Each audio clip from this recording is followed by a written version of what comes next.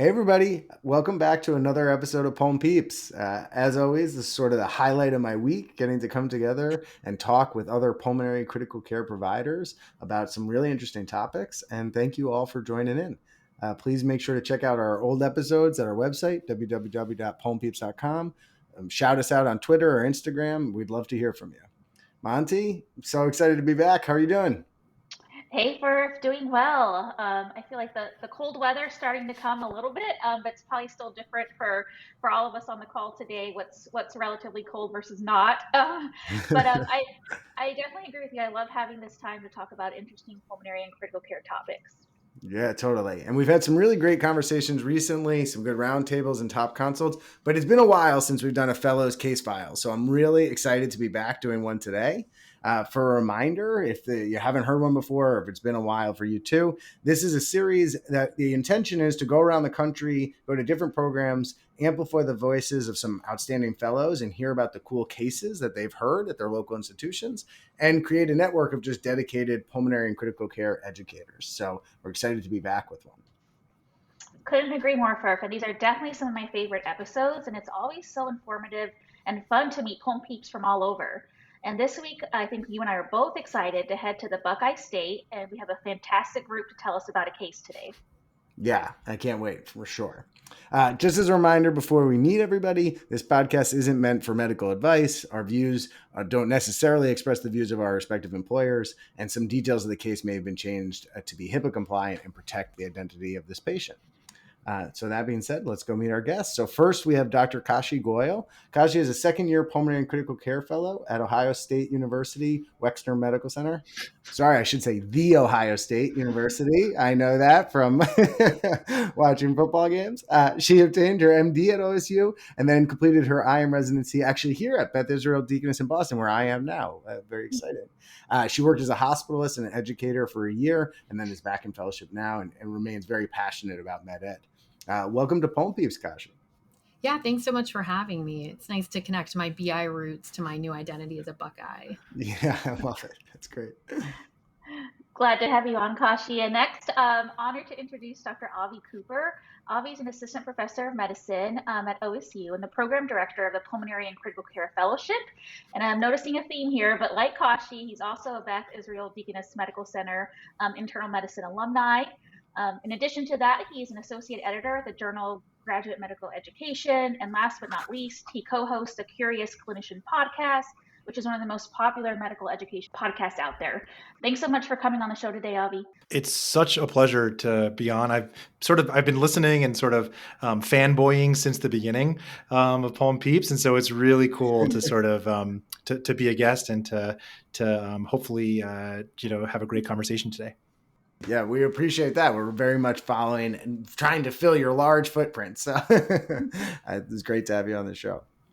Finally, we have Dr. Lynn Fussner. Lynn is an associate professor of internal medicine at OSU and has been there since completing her fellowship and postdoctorate at the Mayo Clinic. In addition to her clinical work in the multidisciplinary vasculitis clinic, she is a translational researcher with a focus in inflammatory pulmonary disorders and vasculitis. Welcome, Lynn. Hi, everybody. Thanks so much for having me. Like Avi was saying, I'm a really big fan of this podcast and so excited to have the opportunity to be part of it today. Thanks so much. So we're going to go ahead and dive in. So Kashi, I know you have a great case for us, so why don't you start telling us about the patient? Sure. So I saw this patient as a referral in my clinic about a year into her presentation. She's a 57-year-old female who's presenting with wheezing and dyspnea on exertion. Briefly, her symptoms began about 1 year prior with a COVID-19 infection, and since then had experienced a persistent cough, which was dry, non-productive, with a significant postnasal drip. She specifically had symptoms of exertional dyspnea and wheezing that seemed to be worse with viral illnesses and periods of time when her allergies were worse. She came to the office with a diagnosis of asthma after being seen by an allergist previously. And reassuringly, on our initial visit, didn't have any abnormalities in her vitals. Thanks so much, Kashi. And I think even with this little bit of information, this is a really great place to pause because as you mentioned, this is often what you have to start with and really parallels the patients that you're seeing in pulmonary clinic. So you mentioned she's reporting dyspnea on exertion with an associated wheeze and chronic cough. And I know in one of our prior episodes, Furf actually mentioned chronic cough and the things we usually think about. And in my mind, those three things are most common etiologies could be cough variant asthma, upper airway cough syndrome, as well as GERD. But with her addition of wheezing, that does have me thinking about asthma for sure. And she's already reporting post-nasal drip, so 2 out of the 3 could be contributing. But Avi, I think a new layer to these presentations recently on patients similar to this is really kind of how do you think about the differential differently, specifically if they've been recently diagnosed with COVID-19. So how does this factor into your thinking with these types of patients? When we see patients presenting with post-COVID dyspnea, wheezing, cough, sometimes it can be a new presentation of a reactive airways disease or a post-infectious cough, sort of after an initial infection, which honestly can be similar to lots of other viral infections as well, like RSV and influenza. We can certainly see new onsets of reactive airways disease, asthma, or a lingering cough, or an exacerbation of an existing diagnosis of asthma. And I think, one of the sort of toughest conversations to have sometimes with patients, which can be frustrating, frankly, for both patient and I think us as providers, is that a post-infectious cough can linger for many months and it can take a long time to resolve. And so I think sort of counseling patients on the reality of how long it can take for some of these post-infectious symptoms to resolve is important.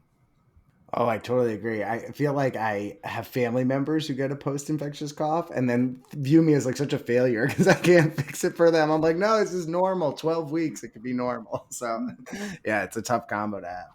All right. Well, that's a great start for everything. Kashi, could you tell us a little bit more details about the patient? Yeah, she has a past medical history of hypertension, hypothyroidism, GERD, type 2 diabetes, and some surgical history as well. So some cataracts, an undescribed sinus surgery that was in 2006, and a revision in 2021, and a hysterectomy.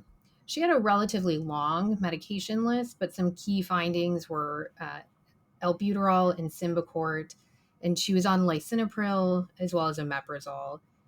Her family history was notable for a history of lupus with her mom and a diagnosis of a lung malignancy in her dad without a lot of other details. She is a never smoker and didn't have any significant occupational exposures or any other medication exposures that were of note in the past. That's great. I think histories like this are very interesting in a pulmonary clinic because they sound relatively benign. Like there's nothing that pops out, but there are so many questions and things that you want to pick up on in that. A few things that hop out to me. You mentioned the sinus surgeries. We're not really sure. She's had 2 of them, which certainly raises a red flag to me. And I feel like in pulmonary and ENT clinic are often back and forth with these cough patients. So, could just be a bad sinusitis and you're having bad postnasal drip and that's leading to a cough. But then I also get my antenna up about things that can cause manifestations in the lungs and the upper airway. So EGPA, eosinophilic granulomatosis with polyangiitis could do this.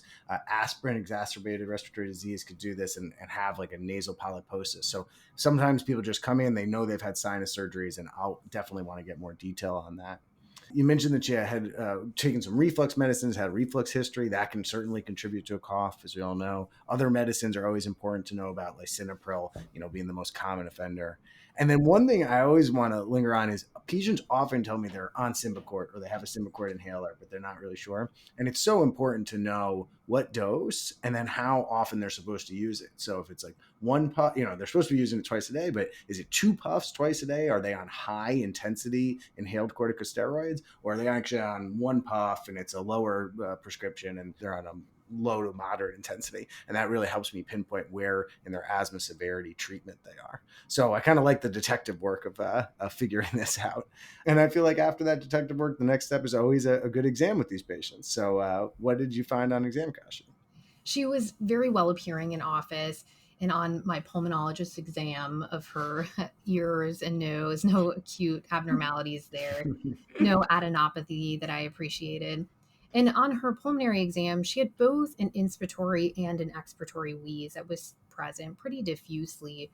No other rhonchi or crackles, and no increased work of breathing.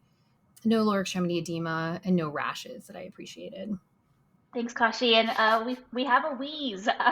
So I think certainly most non-pulmonologists and even most pulmonologists, equate wheeze to asthma. So this is helping us, I think, shape a picture for sure. But I love that you also told us some more about it, and it's both inspiratory and expiratory. And I know when we generally if we're looking at flow volume use in people with obstructive lung disease such as asthma, the inspiratory limb is normal, but it's really that expiratory limb where we get some impairment. So, Lynn, I'm wondering if you could tell us how both the inspiratory and expiratory abnormalities that Kashi identified are playing into your thinking about the differential for this patient. Absolutely.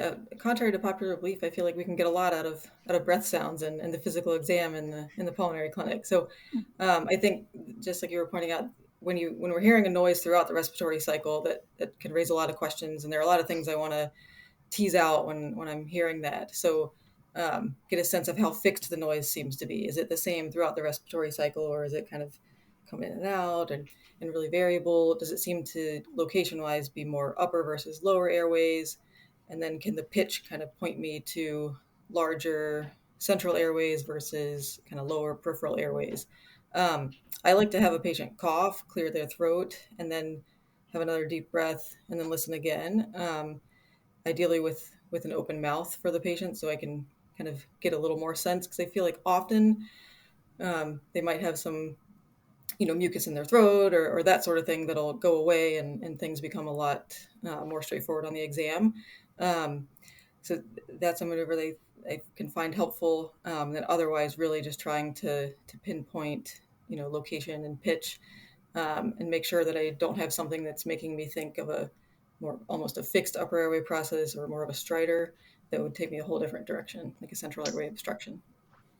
Awesome. Thanks so much, Lynn. And I think at this point, the five of us are starting to kind of redefine our differential, add some things or take some things away. And we've already mentioned a couple of things like asthma, upper airway cough syndrome, GERD, and even some rare things like Firth mentioned, aspirin, exacerbated respiratory disease.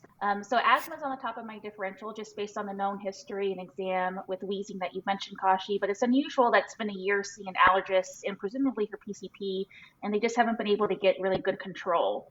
So Kashi, I'm wondering what additional workup you got after seeing her for the first time. Yeah, so up until this point, she had some workup, including an initial CBC that had an interesting differential to it. So her white count was 8.6, but she had 12% eosinophils on her differential. So her absolute eosinophilic count was greater than 1,000 and actually much higher on subsequent CBCs. She had a chest x-ray previously without any acute abnormalities. And she'd also had pulmonary function testing prior to our visit, which did not show obstruction, but did have a bronchodilator response when looking at her FVC. The FEF 2575 was reduced. And interestingly, the TLC was actually above the predicted value. Oh, that's such useful information. You mentioned the eosinophils and how they caught your attention on the CDC, and I definitely want to delve into that a little bit. Sure, eosinophils have a very important role in the body, but as a pulmonologist, I just feel like that E stands for enemy. And when I see that, I'm always nervous, and I get concerned, and I feel like it could be driving the symptoms I see. So, certainly we can see eosinophils in allergic phenotype asthma, but there are a host of other things we should think about as well. So I'm wondering what you think about when you see EOs pop up like this. What's your approach to the workup? Yeah, I think similarly, don't have a particularly positive response to eosinophils, and usually divide my differential into things that are primarily disease processes related to the lung versus having multi-system involvement. Specifically in the lungs, I try to categorize things that are primarily parenchymal disease, so whether that's eosinophilic pneumonias or Loeffler syndrome, or things that have a big airway component, so asthma or ABPA, versus thinking about multi-system disease, EGPA or hypereosinophilic syndromes, drugs or parasites. And then, the other labs that I start to think about at this point are wanting to send IgE or strongyloides, ANCA testing, certainly considering certain hematologic conditions, so maybe flow cytometry or B12, tryptase. And I feel like we shouldn't trash the eosinophils too much, right? Like parasites. Fighting parasites is important Yeah. evolutionarily. Right. Yeah, exactly. I'll be like, well, my eosinophils are going to turn on me now. I mean, They're E not is gonna for Yeah. enemy. I like that. I really like. Probably gonna. extend my I'm gonna use. borrow that if that's okay. But I'm still glad we That's have fine. them. I love it. They always mean something Me too. interesting is going on, right? Yeah, Yeah. exactly. That's what it Right, comes right, down right. to. Yeah. Exactly right. And Kashi, I really like kind of the framework that you provided to kind of start thinking about the etiologies and how you broke it down into compartments. But the PFTs were somewhat interesting to me. And Avi, I'm wondering, what do you think is going on with that? It's not exactly what I was expecting. And how do the results play into how you think about the case? I think a few things come to mind for me when hearing those PFTs. The first is that I'm really glad that there was a bronchodilator tested, even though there wasn't obstruction. And I think this can be a common pitfall when evaluating for asthma, is that if sometimes, depending on your institution and just sort of the way that orders are templated, if you don't request a bronchodilator test, they won't be done unless there's obstruction. When you're thinking about diagnosing asthma and when you're identifying bronchodilator reversibility, you can meet criteria for that with enough of an increase in FEV1 or FEC, even if there is an obstruction present initially, because it still suggests that there is some bronchodilation happening. So I always try to request that specifically. Please do bronchodilator regardless. And then also, thinking about the FEF 25 to 75, I think for me, I wonder about small airways disease when I see those sort of mid-flow obstructions.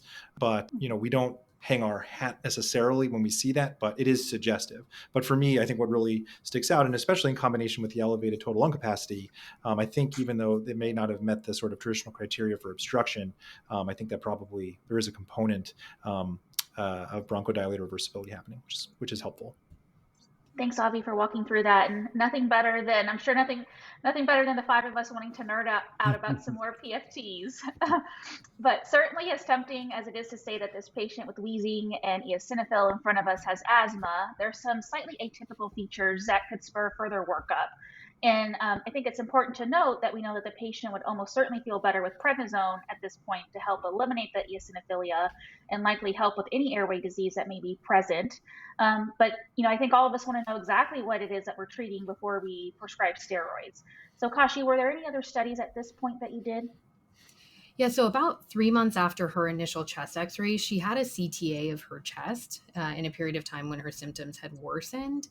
She did not have any filling defects in her pulmonary arteries, no significant adenopathy, but she did have new and bilateral ground glass opacities that were not present on her prior imaging. It's really interesting, especially with asthma. When you see ground glass opacities, then the wheels start turning a little bit. One important thing, as Avi mentioned, is that she may have some obstruction. Probably does, given the bronchodilator response, and then maybe mid airway, and then maybe some air trapping. So you always want to make sure that those ground glass are actually not just mosaicism and areas of air trapping that are pathologically squishing the other portions of the lungs and making it look like ground glass opacities. So important, differential to run through when you're seeing that. But if there are ground glass opacities in the lungs with patient with airway disease, Kashi, I'm going to go back to your framework of thinking about EOs, and you mentioned the lungs and then thinking about airways and parenchyma. Now I'm worried that there's both involved. And so, my thought process is changing a little bit. So Lena, you've done a lot of work in sort of inflammatory lung diseases and things like this that may have presentations like this. So I'm curious what your differential is at this point for a patient who has these type of findings, and sort of what the next steps in your workup would be. Sure. So definitely an interesting combination here. And just like the PFTs, don't we love to nerd out over high-res CT findings? Oh yeah. One of my favorite things.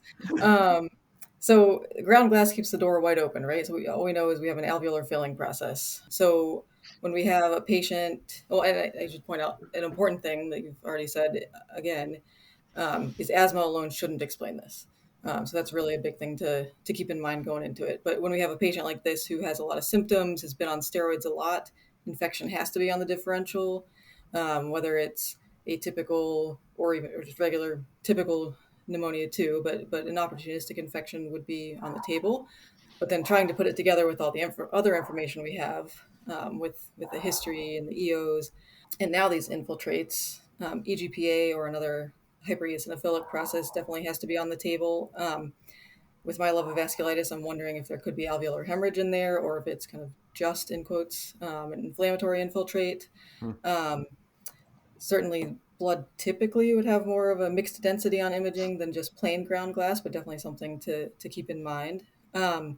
We always need to consider ABPA with this combination of things, but it doesn't seem like we're seeing a clear, central bronchiectasis or mucus plugging type picture. So hopefully the CT helps us in that sense.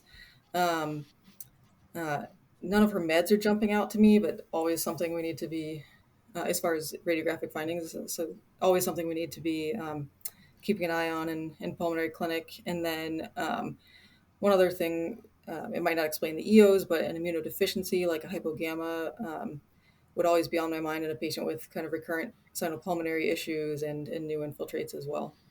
As far as next steps, in addition to a bronch, a lot of the labs that Kashi's been referring to along the way, I think could be helpful here. So I always want a new CBC with diff and kind of keep in mind when that is relative to the prednisone. I would add a UA here because of what the differential looks like. So inflammatory markers, check your strong jewelloides, because that's something you don't want to miss here.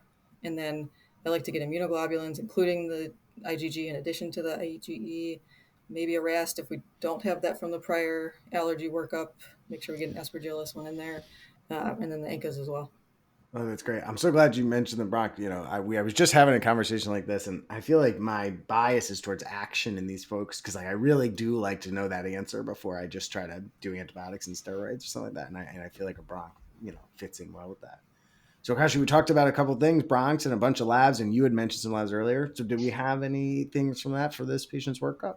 We do. We have both a bunch of labs and a bronchoscopy to talk about. So at this point, she had a repeat CBC, and her absolute eosinophilic count continued to rise. And it was actually, at the time of that CT, close to 7,000. She had a pretty extensive serologic workup. So her ANCA screen was negative. Her tryptase was within normal limits. She had an HP panel and a RAS, and those were negative. She also had seen a hematologist and so had PCR-able testing, and that was undetectable. And her strongyloides was also negative. And then she had a bronchoscopy as well. And the BAL consult there had predominantly lymphocytes at 56%, and then notably 3% eosinophils on that.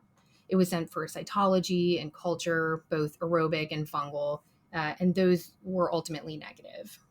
Thanks, Kashi. And I think a lot of helpful negatives that you mentioned, but not a whole lot of positives for us to go on at this time. But I think the BAL is particularly interesting, and it looks like it highlights that there can be, compartmentalization in lung disease. And with that, I mean the serum EOs are very high and even climbing, as you mentioned, but the BAL EOs are only 3%. And Avi, how do you think about when EOs are identified on a BAL?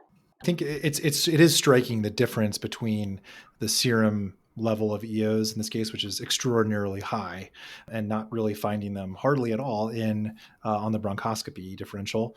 And I do wonder what the timing, because all of this was, I think, before she was referred to our institution.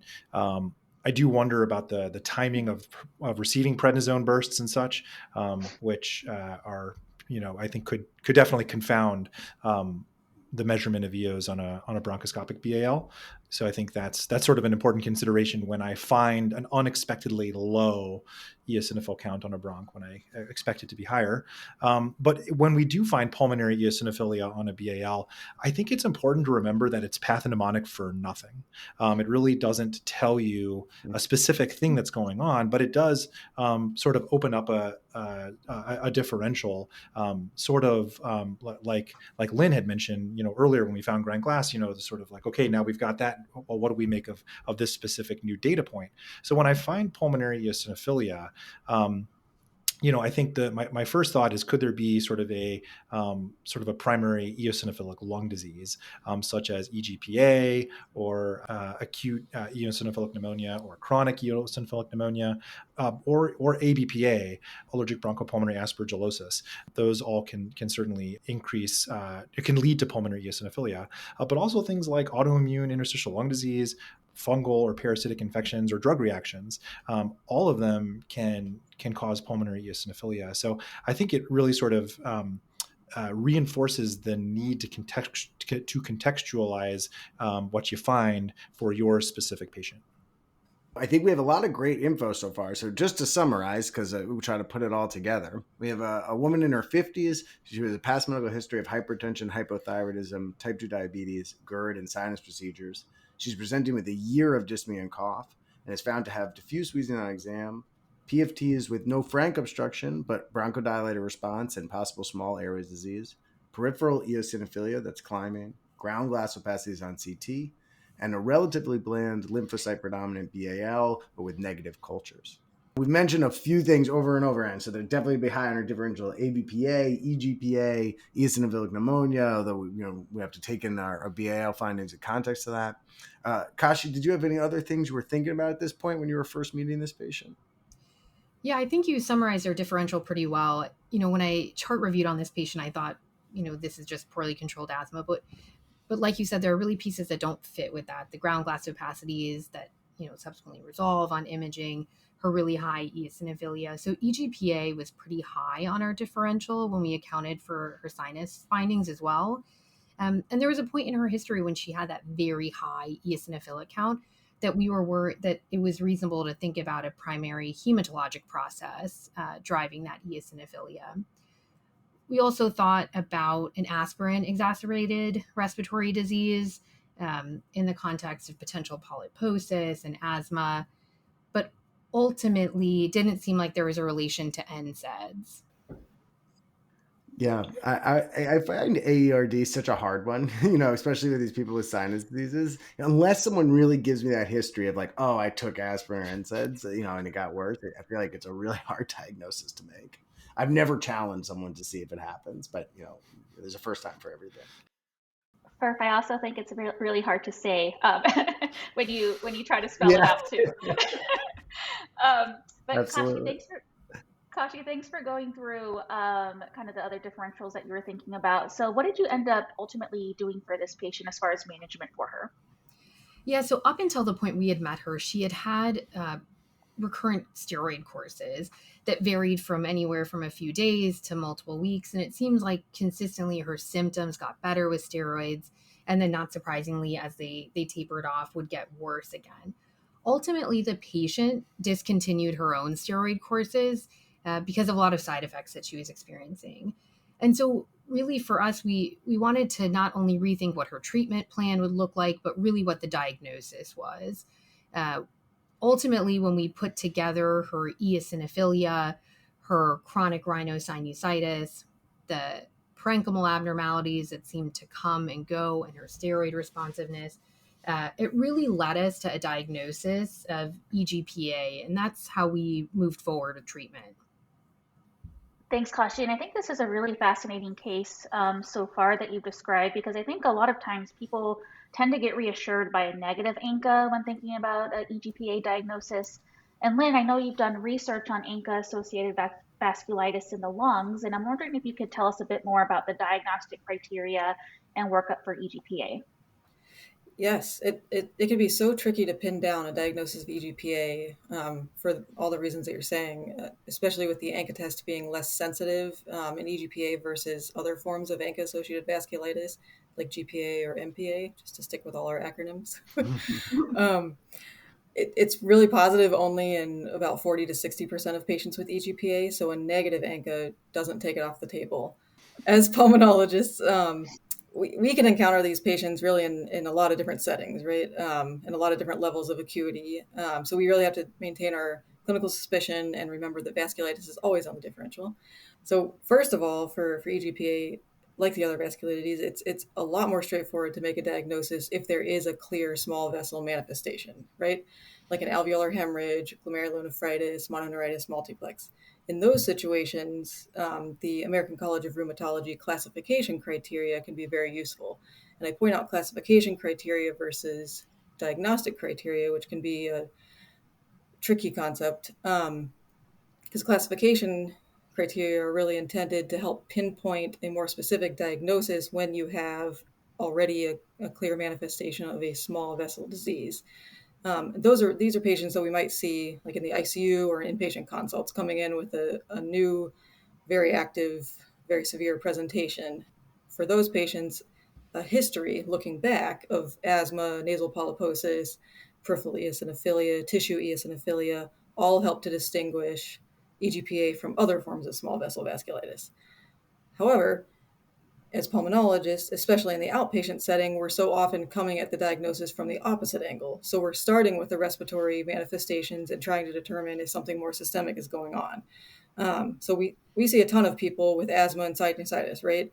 They often travel together, these two features, and some of them have eosinophilia. So when does it really cross that threshold into calling it EGPA? And I think that's where it could be really challenging if they don't have a positive ANCA or a clear small vessel feature. And many patients don't have either of those, especially if they've been partially treated, like this patient, where been on high dose steroids for a long time and still symptomatic. You're seeing a partially treated picture and trying to put the pieces together.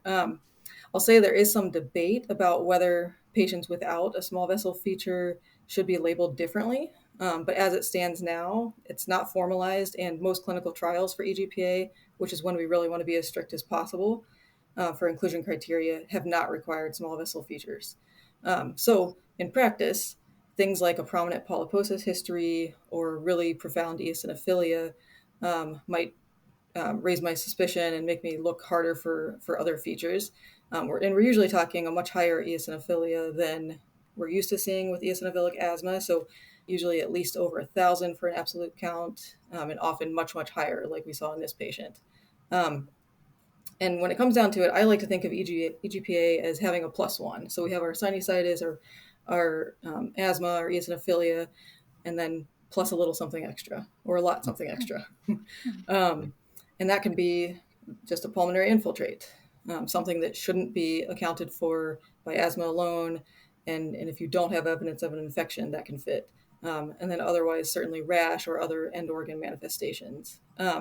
As always, tissue can be helpful. So if you have something that shows eosinophilic infiltration, really from anywhere, that can be helpful. So it might mean tracking down path from a prior sinus surgery if it's not as remote as some of what was going on here. And then last comments would be distinguishing from hypereosinophilic syndrome. I think, like Kashi said, at least taking some of the hematologic processes and clonal eosinophil issues off the table is important, but I'm not sure there's a very clear demarcation between an EGPA and a hypereosinophilic syndrome per se. A lot of it's just more down to the organ manifestations, and EGPA is definitely a lot more sinopulmonary typically. And then the other thing, like Avi was saying, we absolutely are seeing more of these patients after COVID-19 infections. So either de novo manifestations or really significant escalation of stuff that was already going on. That's a great tour. I love it. And I really like how you mentioned the difference between classification and diagnosis, and even honing in on the point of, it really matters what population you're seeing, what criteria you're using, right? So our population has already been screened through a fine netting and is likely to have sinopulmonary comorbidities. And so we're going to have a different rate of discovery of this disease than maybe somebody does in their general clinic. Something that always sort of crosses my mind also when I see patients like this, where we don't have evidence of small vessel disease, is, sort of where they are, if we're wondering about EGPA, on the sort of sometimes the progression over time. And that, we are seeing someone as a window in time, and that right now perhaps their phenotype is more eosinophilic, and perhaps they would have perhaps progressed to a more vasculitic phenotype, down the road without therapy or whatever. And I don't know, Lynn, if that's how you sort of approach these patients as well. But Sure, absolutely. And there's always a really broad spectrum of how folks can present. And I think one thing we're seeing here is very, very often we are not, on the outpatient side at least, we're not getting a completely fresh, untreated situation where, it's a long history with many bursts of prednisone and a lot of detours along the way. Yeah, totally. I have one patient like this who I have on on monoclonal antibody who was like, I used to have really bad diarrhea intermittently, and now that's gone away. Do you think that's related? I was like, probably. I'm sure it's some spectrum of eosinophilic disease, but Yeah. So Kashi, sounds like we have a pretty good sense. You really thought about the case and had, more of a sense of a global diagnosis for this patient. So I'm curious about how you did go about treating her. She had discontinued the steroids, what you just landed on for her therapy. Yeah, it felt like we finally had a better sense of the diagnosis. And it seemed like her symptoms really had improved with steroids, but she had a lot of side effects and was trying to think about what our next steps would look like. In doing that, I thought about, does she have, severe EGPA or non-severe EGPA? So trying to think about her case and the which organs were involved and was there evidence of life or organ threatening manifestations. And I think for her case that wasn't present, luckily. So in thinking about non-severe EGPA, I did restart steroids in the short term, but then started anti-IL-5 therapy. So started her on mepolizumab at the EGPA dosing. And she's had a profound response, both from a lab perspective and most importantly for her, for symptoms. At present, she's off oral glucocorticoids and is on maintenance mepolizumab and feeling great. Wonderful, Kashi. And it's been a really fantastic case so far that we've been able to go through together. And seems like she got the appropriate care that she needed. One thing that Furf and I love about Case Files is learning more about the programs, your training programs, and getting to meet people from all over the country. And I'm wondering if we have some time for each of you to tell us a little bit about what makes the PCCM program at OSU so special. And Kashi, I'll start with you.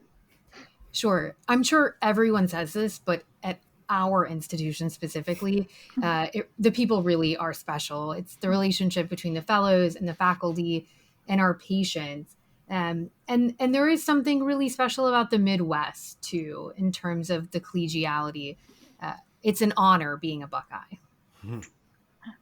That's awesome. Avi, I know you're going to probably have some bias being the program director, but anything that you want to share? I was going to say people too, but Kashi got there first, and institutional culture. But I guess, as putting my program director hat on, I think what we really pride ourselves on is the individualized training that we can offer to fellows and how much we just care about each fellow and try to maximize their growth and development as clinicians, as people, as professionals, and to help them, meet their goals, whatever those are, and being able to partner with amazing faculty like Lynn as clinical leaders certainly makes my job easier. And having amazing fellows like Kashi also makes my job easier.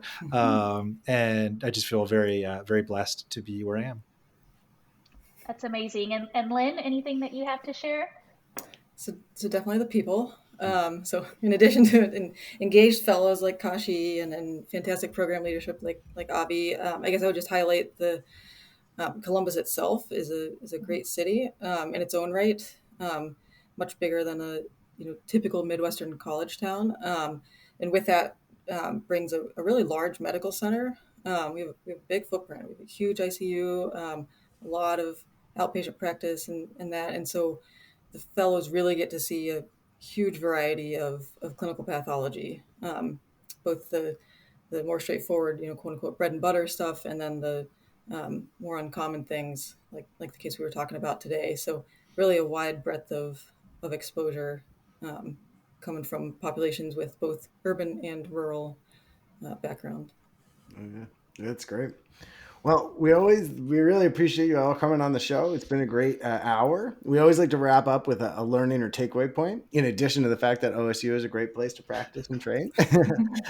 So mine is, I'm going to take one from early on and sort of a simpler one, but I really liked it. Lynn, you talked about your pulmonary exam for patients who wheeze and the benefit of having someone listening to them before and after they cough. And I think that is a really nuanced point. You can really learn a lot if someone is able to clear that airway about where that airway obstruction you're hearing may be coming from.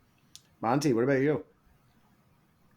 I think that there's more. I learned that there's definitely more than football at OSU, and so many things to make the training there special. And I think I wanted to take Avi's point when he was talking about PFTs. That even though that they may not have show obstruction on a pre-bronchodilator testing, that you should still kind of ask for post-bronchodilator response as well. So that's my learning point that I took away from today. Great. Avi, something that learners should take away? I really appreciated Kashi's framework for eosinophilic lung disease and thinking about sort of compartmentalizing it by airway, parenchyma, and systemic. I think that's a really helpful way to organize one's thinking. Yeah, definitely. I like that too. Kashi? Well, I learned a lot from this case and from this conversation, but I think the takeaway for me is dividing EGPA in severe and non-severe disease and using that to help guide what my steroid-sparing agent could look like. And so for non-severe, thinking about anti-IL-5 therapy. That's great. And Lynn, last but not least? I'll take your comment about the CT and really paying close attention to distinguish mosaicism versus ground glass. Really, making sure you're getting a good look at a nice inhalation on the CT versus a lot of times we'll see ground glass at the bottom of a abdominal CT that may or may not have been intended for that. So really kind of trying to tease out what we really are seeing on the CT and the broad differential that comes with ground glass. That's great. That's great. Well, thank you all again for coming on the show. Thank you all for listening. Please join us again in 2 weeks for our next episode. This episode was written, produced, and edited by myself and Christina Montemayor, and the music is original music by Eric Rogers. We'll see you next time.